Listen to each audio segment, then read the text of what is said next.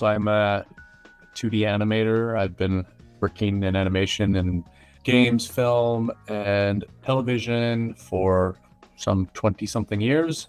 And just as a sort of side project a while back, I tried making the game that I wished was out there. A space exploration game where you could go to different planets, have and also like a bit of a kooky style to it. Animation and be able to do art when making game is a giant advantage. If you can make something look good, it's just a lot easier to attract attention and get people to your game. Because you're alone and you're basically working with your own time, you treat your time as being infinite when it isn't. And that's how a lot of that scope creep can come in. So at some point I decided, okay, no, at this point, nothing new is allowed to come into the game.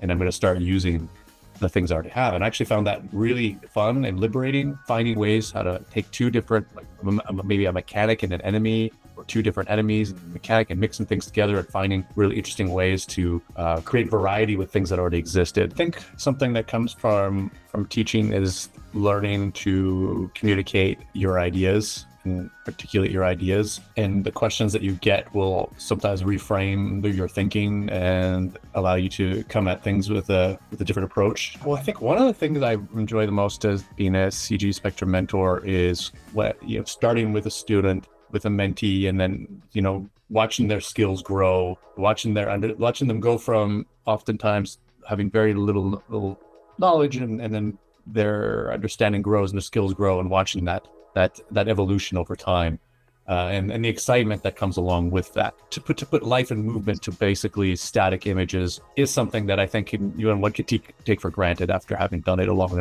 time, and seeing people who experience that from the beginning is something that brings the magic back to my experience, and reminds me of why I am an animator and why I started in the first place.